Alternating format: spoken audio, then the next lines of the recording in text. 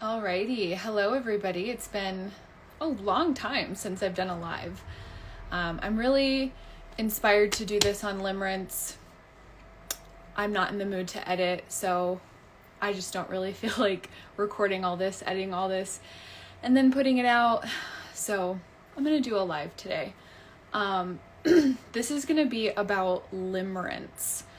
So I by no means am an expert on this topic because I literally just learned what this word was like 3 days ago. But after doing quite a lot of research, I feel like I have a lot of direct experience with limerence. And so even though I had never heard the word, it makes so much sense to me because it's something that I've experienced. I've just never had the language to be able to describe it. And from the people that I was watching the videos on, which I will definitely tag them once I'm finished with this, because there's 2 YouTube accounts that I think do an absolutely incredible job of laying this whole thing out. And I hope that I can do it justice the way that they did.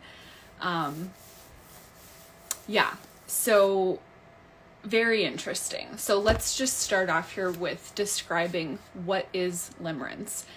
And perhaps you've experienced this as well. In fact, I would say that a lot of people experience this because limerence is the byproduct of attachment trauma.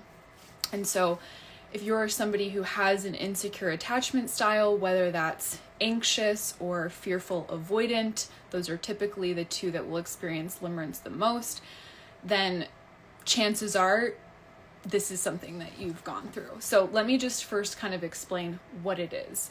So this is a definition that's given by Heidi Priebe, which is one of the YouTube accounts that I'm gonna tag. I just want to say I heard this because I was listening to the Cosmic Matrix podcast, which is Laura Matsu and Bernard Gunther, I hope I'm saying their names right, their podcast. And the episode was on the Twin Flame Universe, that series that just came out on, I think, Netflix and Amazon Prime. It's basically like a twin flame type of cult. And she describes limerence when she's talking about the people who get caught up in the kind of scheme that this couple is selling people. So then I was like, wait, and I started looking it up, and then that's when I found all this information. I was like, oh, this is really good stuff. So it is when we become more attached to the idea of someone that we have inside of our head than we are to the actual person. So I'm going to kind of describe this in a couple different ways. It's when you choose to prioritize having a fantasy with someone in your head over the real relationship that you have with them in real life. And so this can show up in a lot of different ways. It can show up in its most extreme form in sort of like a stalking type of scenario, a preoccupation and almost like obsession with the object of limerence, which is how they describe it. So it's a person, but this becomes a process of projection where we are projecting this idealized and pedestalized version of somebody, and we're fitting them into a role in our life without actually being in reality about who that person is. So you guys have heard me talk about compatibility a lot because it's really important to me. And I think that a lot of people who suffer with childhood trauma or are in that process of healing, a lot of times the sense of self or identity can be disturbed. And so if we don't really know ourselves very well, then it's going to be hard to advocate for that, to speak and communicate like this is who I am, and then thus also be in reality about another person. And one of the things that Heidi Priebe talks about is that some people, and really a lot of people, will spend their entire life going from one limerence object to the next. So just continuing to like, okay, that relationship didn't work out, that friendship didn't work out, so now I'm going to go to the next, and I'm going to put that person on a pedestal. And then when that bubble bursts, or that, they become a human being, well, they were a human being the whole time, but when you see the reality that they are a human being and that bubble bursts, right, then we go into kind of the devaluation process, or they hate me, oh my God. So it's really interesting because as I was learning about this, a lot of this has overlap with some borderline personality traits, which is also a byproduct of attachment trauma. And so the things like the splitting, the black and white thinking, where our perception of other people is not integrated. We're still working with that attachment system that's in a state of survival. And when our brain is in a state of survival, it puts things into a black or white category, good, bad, hate me, love me, right? And so we tend to have this really polarized view of other people. And once that bubble bursts, right, we can go into that, oh, now they're off the pedestal. And it's actually quite dangerous. And it's really not fair to other people for us to put them on that pedestal, because when we're doing that, we're not actually invested in connecting. And one of the things that Heidi says in her videos is like, a lot of people, and I really feel that this is true, don't actually want connection, because real connection happens in real time.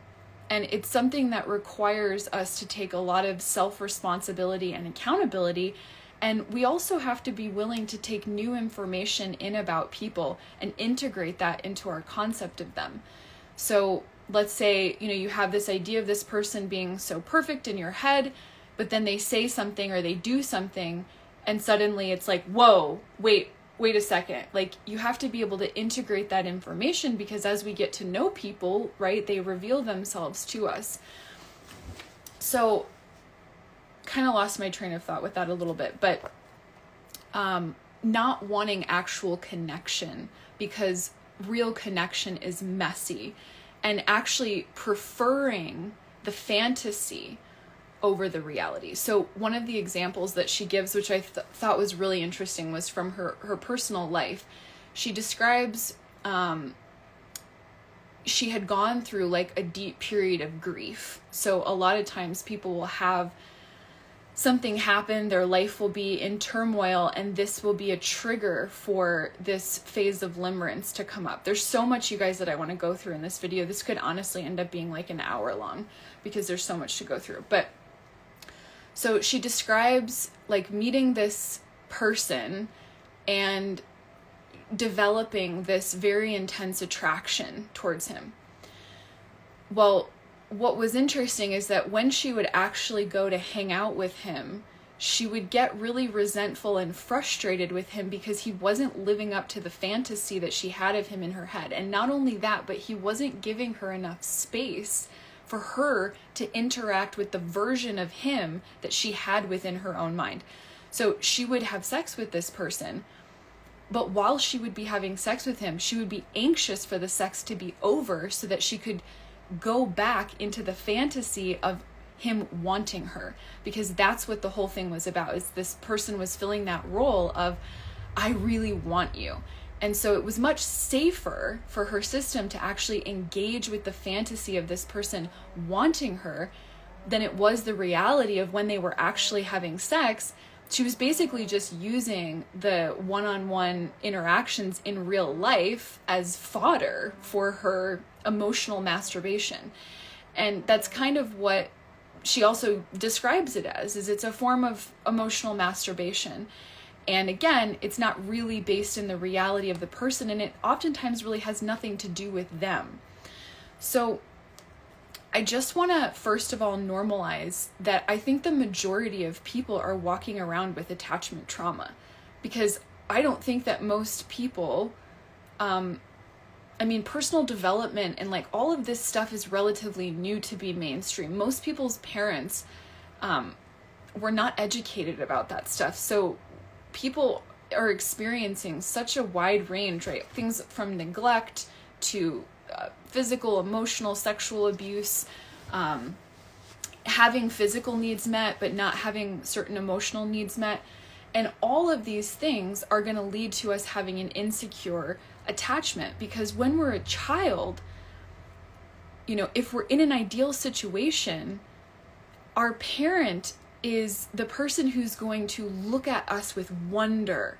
You know, like, wow, I just love you so much. I really want to get to know you. You're like the center of my world, right?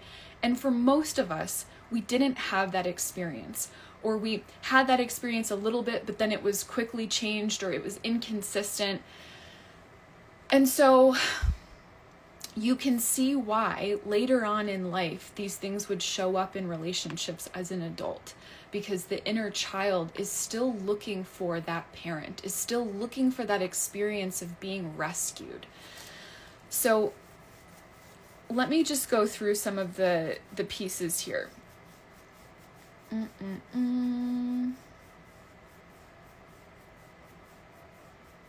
And thanks for because I'm going to be going for a flow, and then I might have to pause and just check in here with my notes.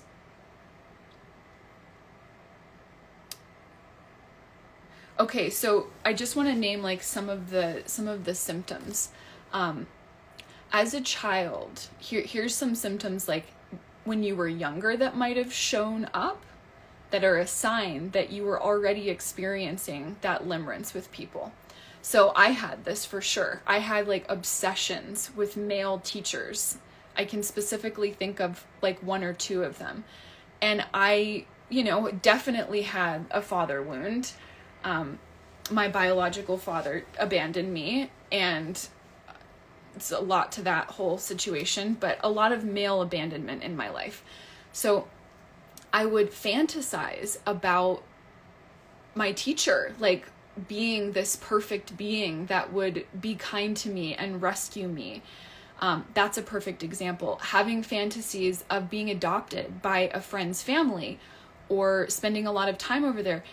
And some of these limerence objects, they don't have to be people that you actually know. So it could be a celebrity. It could be, the Brady Bunch, or some perfect family that you imagine. And what can start to happen is, you may even wake up and the first thing that you think, you'll reference them in your mind. And this is a form of self-soothing. So a lot of times it can come up throughout the day, in the morning, at night. And there's this thing where you start to include them and the idea of them in your day-to-day activities. You may fantasize about a future with this person. And it's so important that we recognize when this stuff is happening, because first of all, it's pretty uncomfortable. Even though, like I was saying, it feels a lot more safe than actual connection for people, which is why they would prefer the fantasy. But it can be really distressing because it starts to take over your life, and take over your life to the point where people can have a hard time even functioning or paying attention to day-to-day tasks. And even when they're doing a day-to-day task, they're thinking about that person being a part of that task, which again, really has nothing to do with the reality of that person. One of the other examples that she talks about that I think is so great, I'm so thirsty. I'm just going to grab my kombucha real quick.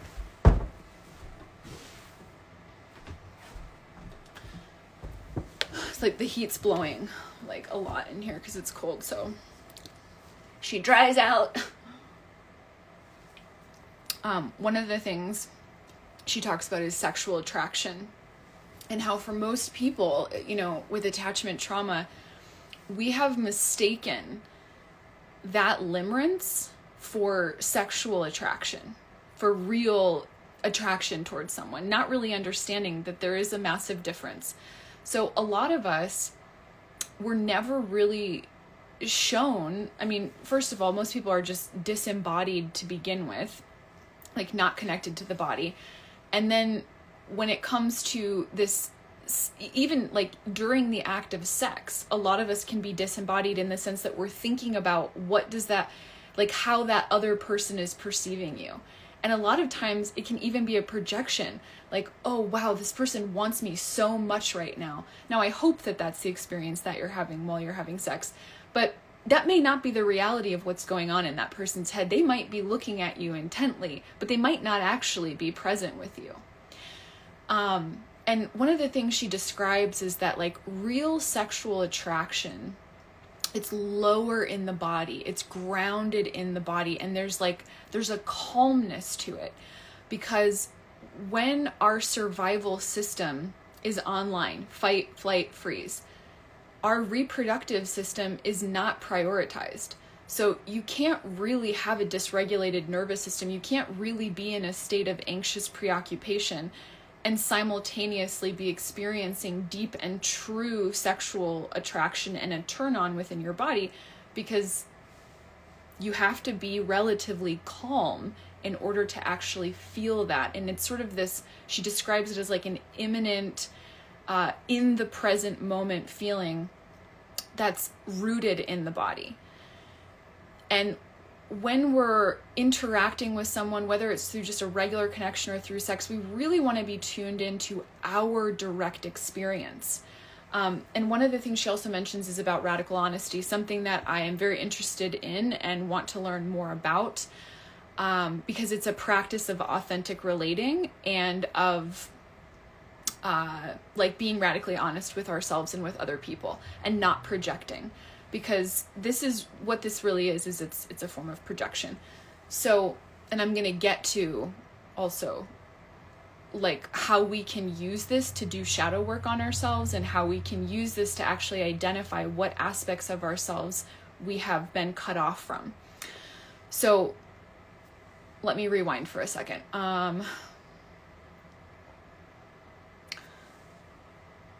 I will save this live. Yes. So, sexual fantasy, what was you saying? Sexual attraction, lower in the body. I just lost my train of thought with that. Oh yeah, the radical honesty. Okay. So, I'm still getting like my short-term memory back, you guys. So sometimes my short-term memory is not the best. And also like doing a live, sometimes I just get like, it's a lot of energy, y'all. It's a lot of energy coming in. Radical honesty. Okay, focus. So what she describes is when we are, first of all, there's kind of two rules in radical honesty. You don't want to hold on to resentments and you don't want to hold on to appreciation. When we hold on to appreciation, now that may sound strange, right? Like, what do you mean? Don't hold on to appreciation. Well, let's say that you do something for me, or I really like the way that like you support me in some way. You're listening to me. I need your help. And I really appreciate that. If I hold on to that, what can oftentimes happen is I can then create an unconscious expectation that you are going to do that for me forever now, instead of actually being present with like, oh, you did this one thing for me in this moment. And what we also do is we tend to project motives onto other people without actually knowing what their motives truly are. So, for example, with this, the example she gave of like a friend listening to her radical honesty of appreciation would look something like whatever a robot could tangibly write down. So if somebody, if a third party were to just look at the interaction between you and that person and they weren't a mind reader, they couldn't pick up on any motives, right? The story that we tell ourselves about why someone's doing what they're doing. You could only, that person or that robot would only be able to observe what tangibly, objectively happened. That's what we want to have appreciation for people about. And we want to actually ask instead of assuming about motives. So that would look something like, I really appreciate that you were with me today for 3 hours. I felt supported by you connecting with me. Thank you for listening to me and giving me eye contact. Now, you could then ask, like, did you feel present with me? What was your experience? Instead of just assuming what that other person's experience is. Because this is another really interesting thing. If there is genuine connection with someone, it will almost always go both ways. So if you've ever had a situation, I'll give you an example. There was a man that I met probably like 6 months ago or something. And I think he developed a very strong limerence towards me. Sorry, I just got distracted by that comment. Oh yeah, okay. So he developed a really strong limerence towards me. And in his, really, I could see from the outside what was happening. He felt so connected to me, but I didn't feel connected to him. That's because we weren't actually connecting. He was projecting a fantasy of me onto me, and he was interacting with that fantasy. The reason that I didn't feel connected to him was because I could actually sense that. So if one person feels like, wow, I'm so connected, but you don't feel that way, or you feel like, wow, I'm so connected to them, but they don't feel that way, chances are there's qualities about you that they're not actually seeing. And chances are, if the roles are reversed, there's qualities about that person that you're not actually seeing, and you're putting them on a pedestal, and thus you're not actually connecting with the real person there, but instead the idea of them. So what else? There was something else kind of related to this.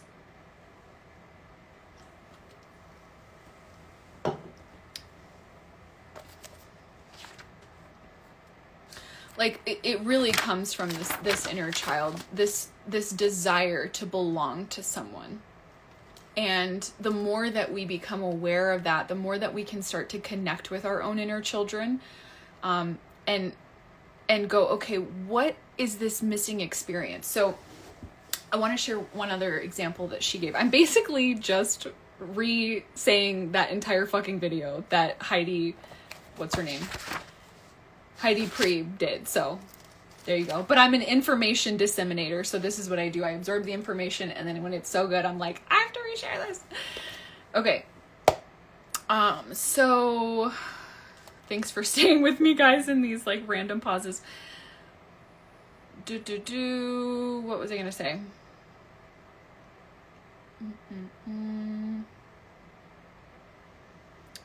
This is not lasting, it's not real connection, and it's guaranteed to keep us feeling powerless, because power comes from being in reality. Oh, just to go back for a second about the sexual piece, you know how I was saying like real sexual attraction is like imminent, it's calm, it's lower in the body. The limerence kind of sexual attraction, it's all mental. So if you're just like in the mental fantasy, that's limerence. You're not actually grounded into the body. What was I just about to say before that?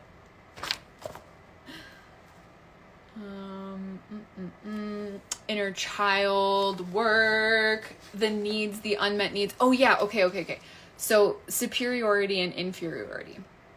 So one of the things that she describes is how she met this man very briefly, like almost had no real interaction with him.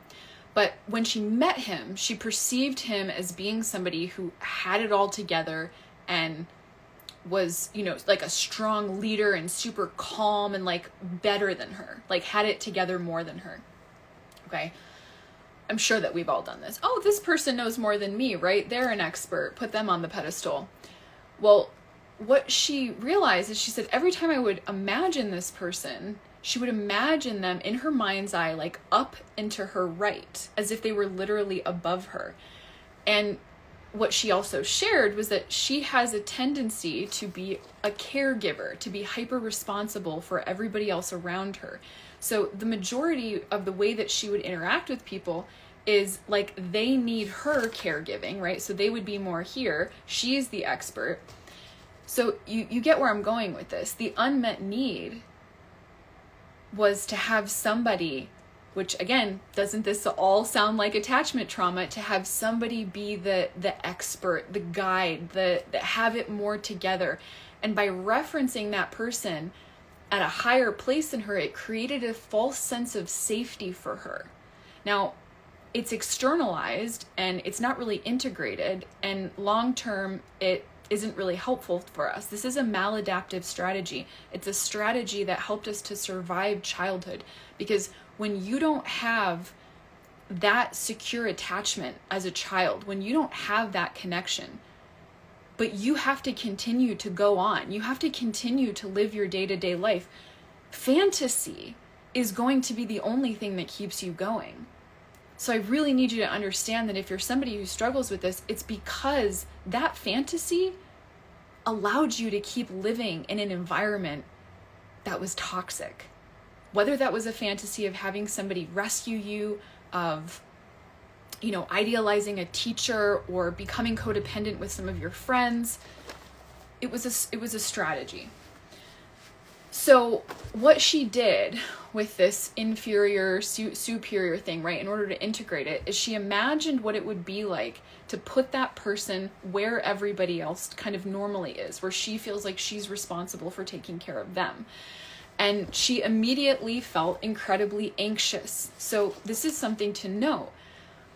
This limerence is a strategy for self-regulation. It's an attempt to soothe ourselves. And so when we ask, what would I feel if this person wasn't filling this role for me? What is it that this is protecting me from either experiencing within myself or, you know, seeing about myself? Like, what is this protecting me from feeling, essentially? And when she put him, you know, where everybody else was in that, she immediately felt very unsafe. She started to feel anxious, and she's like, okay, this is the feeling that I'm avoiding by constantly referencing this guide of mine, this person who's better than me, and putting them up here. Okay, well, that's the shadow work then. And I also just want to say that, like, your shadow and part of attraction is that we disown positive qualities of ourselves. So a lot of times people will think shadow work, oh, it's like all the negative and painful experiences. No, it's just what you had to disown in order to survive. So you might have doors. She also does this great analogy of talking about like doors with keys. So what we have consciously brought up, you know, the shadows that we have shown light on, those are the doors that we have the keys to. And the ones that we don't, the things that are still in the shadow that don't have the light on them, are the ones that we haven't discovered that internal key for yet. And what can a lot of times happen through what we call positive bonding patterns in voice dialogue is that we will put somebody else in the place of meeting that need for us, because sometimes it can feel like that person, like they have the key to that door.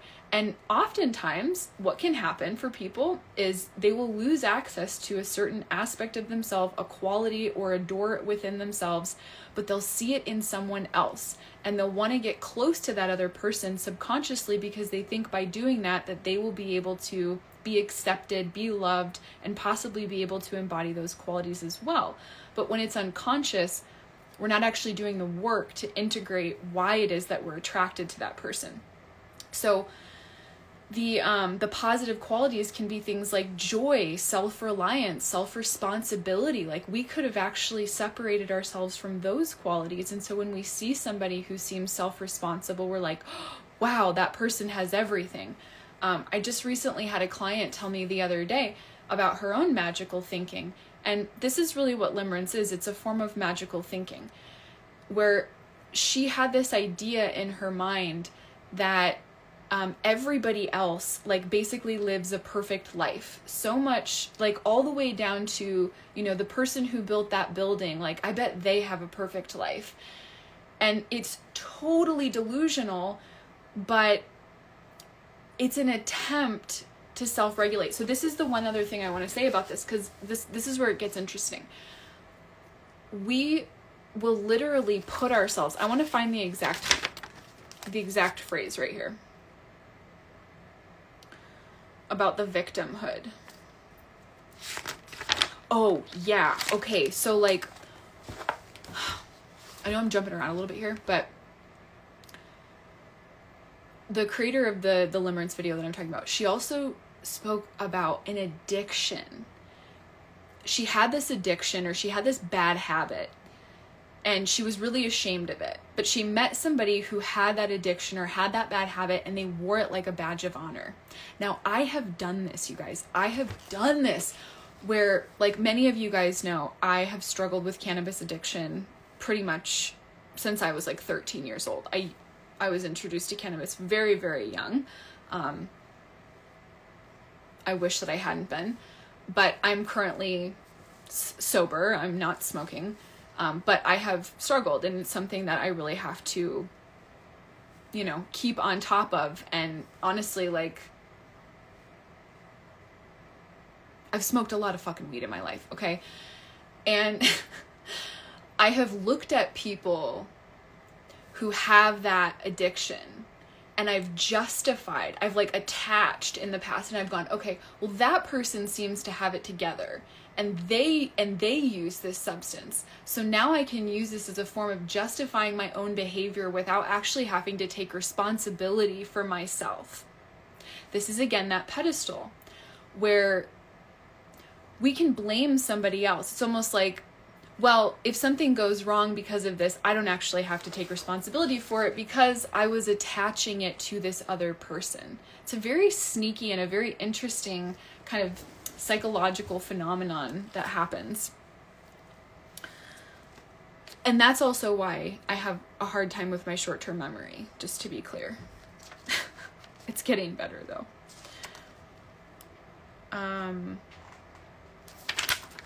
Okay, my cat's at the door. Let me just let him in.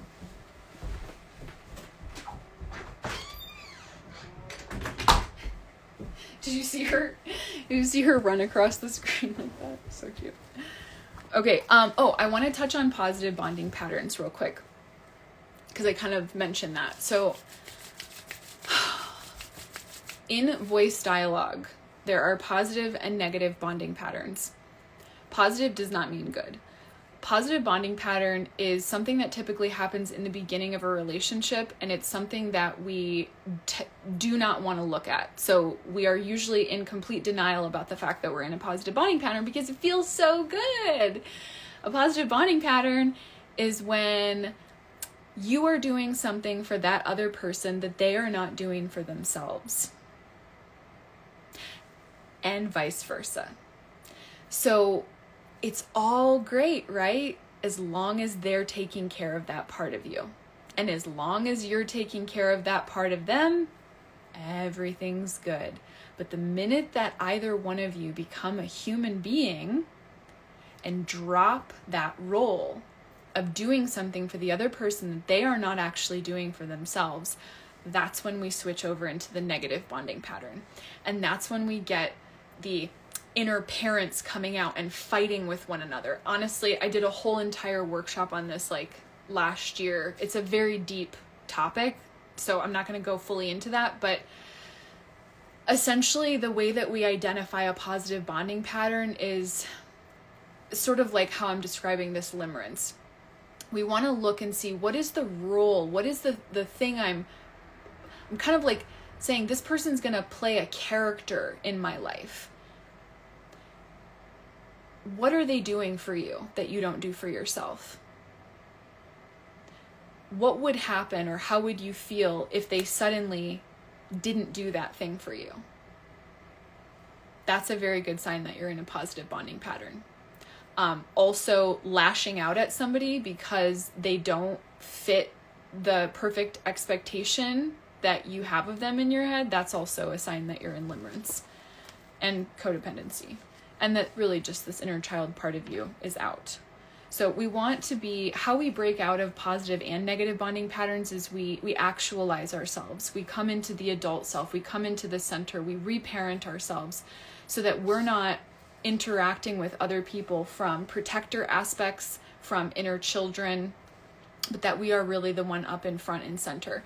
And the moment that either person breaks out of that, that's the moment that we can actually have connection, because that's the moment that we're actually more interested in knowing that person than we are being soothed by a false idea of them. Okay. Let's see, what else? Some other kind of, symptoms, it's like limerence doesn't have to be sexual, but it often, or romantic. I've had limerence with a couple of like female people throughout my life, like female friends. But it's because I perceived them to be like better than me in some way. And so I won't go into all of that, but so it doesn't necessarily have to be romantic or sexual. But if you find yourself like obsessing or like preoccupied with like, what is this person going to do to me, and like how they're going to treat me and how they're going to make me feel, and that's a sign that we're in limerence again, because connection happens in real time. All right, let's see.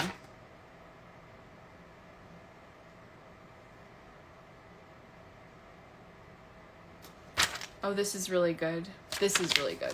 One of the things she says is, you know, if that connection or that desire to connect doesn't go both ways, a lot of times what can happen, and I think all of us has probably been there at some point, is we can slip into a victim mode and go, you know, I'm just so loving and caring. This person just doesn't accept me because of, and then we'll make up a reason that has nothing to do with why they actually don't want to be in a relationship with us. So she gave this example of being really interested in this guy. They would have great conversations, great connection, but he wasn't attracted to her. He just didn't feel like, yeah, this is my person, I want to go ahead. And that happens. And so what she did was she created this story in her mind that said that he just doesn't want to be with me because I'm not fit enough. And if I was fit enough, then he would be attracted to me, or whatever it is, you know, or, oh, poor me, you know, I'm so loving and I'm so giving, and, you know, nobody, you know, just nobody's ready for that. Nobody can actually handle the love that I have. No, we are not. This is specifically a quote from her. You're not good at loving anyone that you have on a pedestal.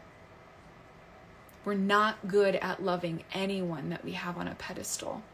It's not loving to us, and it's not loving to them.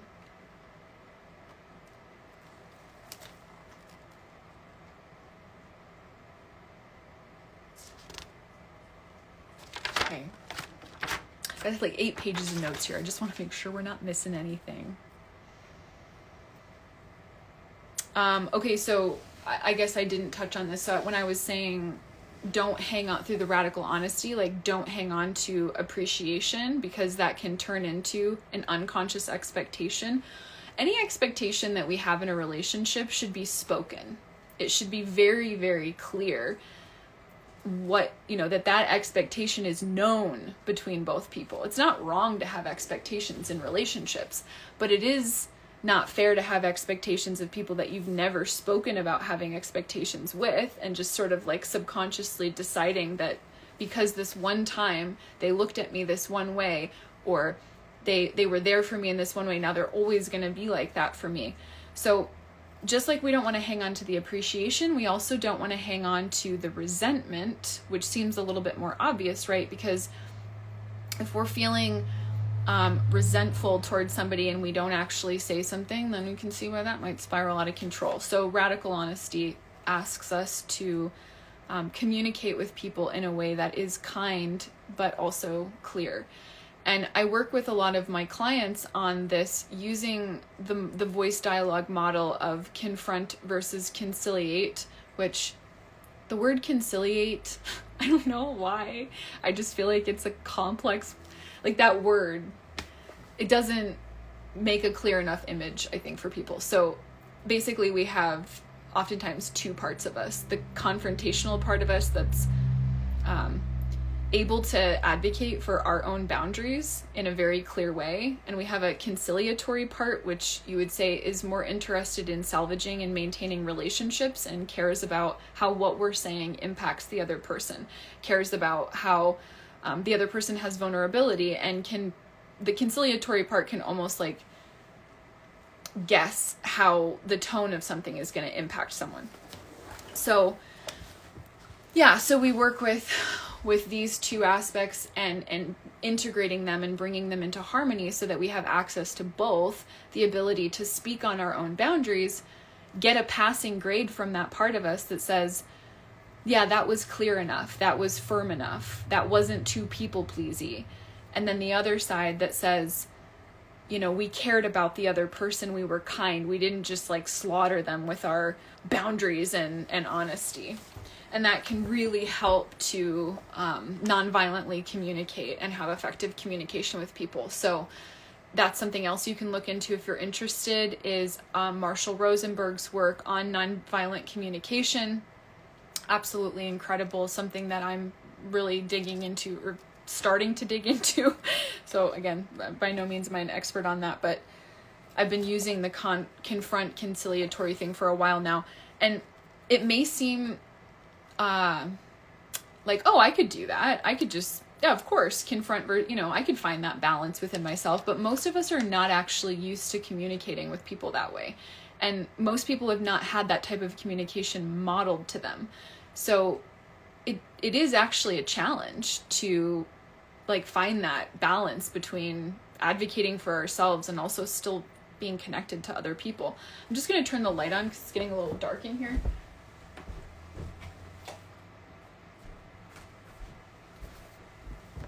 Okay. Oh, that's so much better. We're back. Okay. Let's see.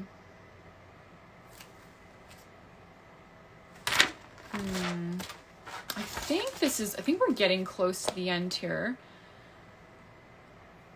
Just want to make sure there's nothing else. Yeah, just that like people are not always going to do what we want them to do. People are not always going to say the things that we want them to say because they're people, because they're human beings. And when we have that deficit in connection early in our childhood, we have that developmental trauma, we have that missing experience of being, you know, like I said, like the center of someone's world, where there's so much care going into how you're being treated and how you're being spoken to and how you're being connected to. And so if we're missing that experience, we can just kind of be carrying around that inner child that's hoping that somebody's going to save us and be perfect. And then our lives will suddenly be perfect. And even though we may logically know that that's not true, we can still hold on to some of these behaviors and even get disappointed when people don't live up to those expectations. So I think the sooner that we can burst the bubble, the sooner that we can bring somebody down from their pedestal, the more that we're actually going to be able to integrate, like, what is that situation showing me? How can I humanize that person so that I'm not disappointed? And, you know, so that we can be like adult to adult. Because people are not here to be a character in our life. They're not here to, and really, like, we want to be in reality about who somebody is, because that's the only thing that will determine whether it's actually compatible with us.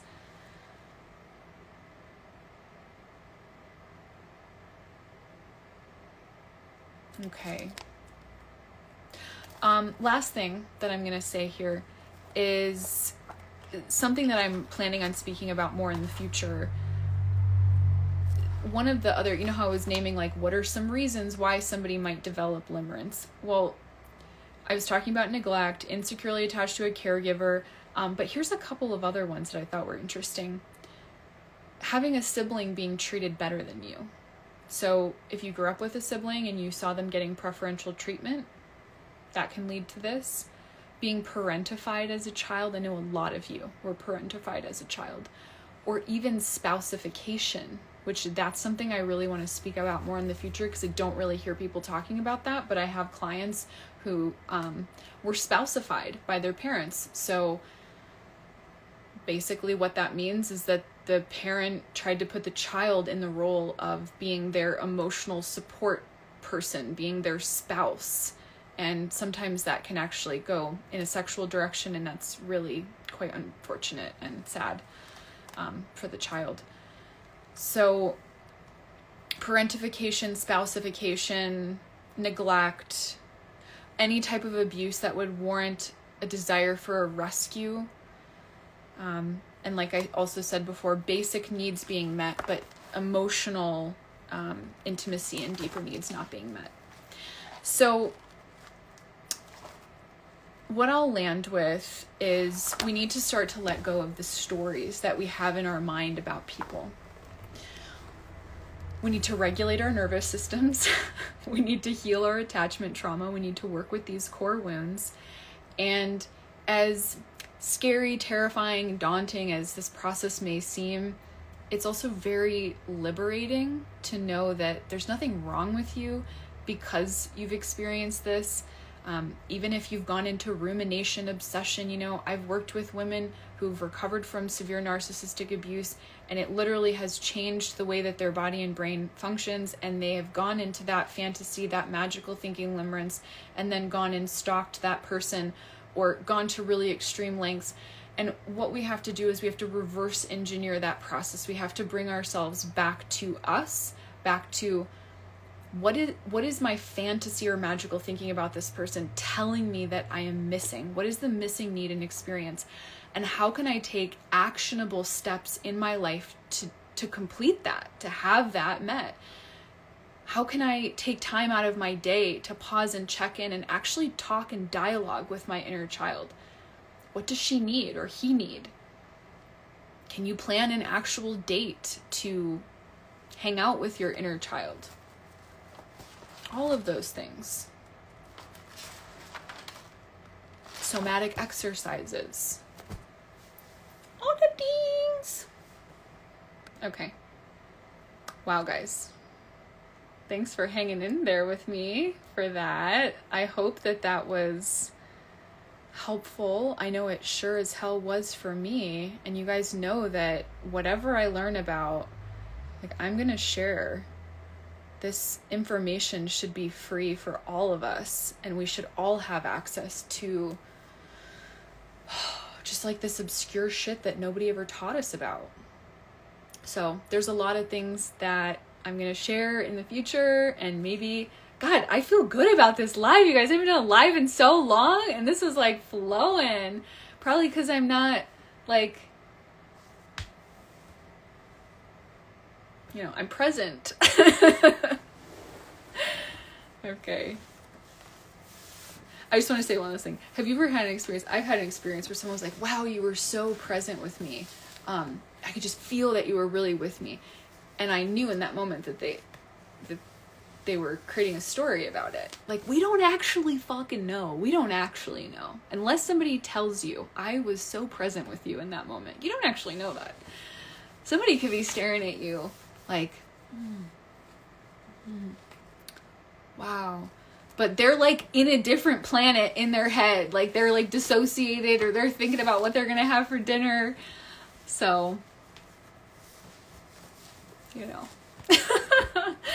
All right. It says, let's just read some of the comments here. Thank you so much. Yay. Speaking of these, apart from SLAA, I don't hear enough about, what's SLAA? Oh, Sex and Love Addicts Anonymous. Yes. So that's actually one of the resources for people struggling with limerence, is something like Sex and Love Addicts Anonymous. The person whose YouTube channel that I'm referencing all this stuff from, Heidi Prieb, I'm gonna tag her, but underneath her YouTube, she did 3 major YouTube videos about this, and there's resources books that she gives, articles. So if you want to read more about that, you can go to her channel and get those resources. And I'm probably going to buy one of those books or all of them. Thanks for sharing. Aww. Love you guys so much. Okay. I hope you have a wonderful rest of your day out there, and be well. We got this. We're healing. Self-awareness is the first step.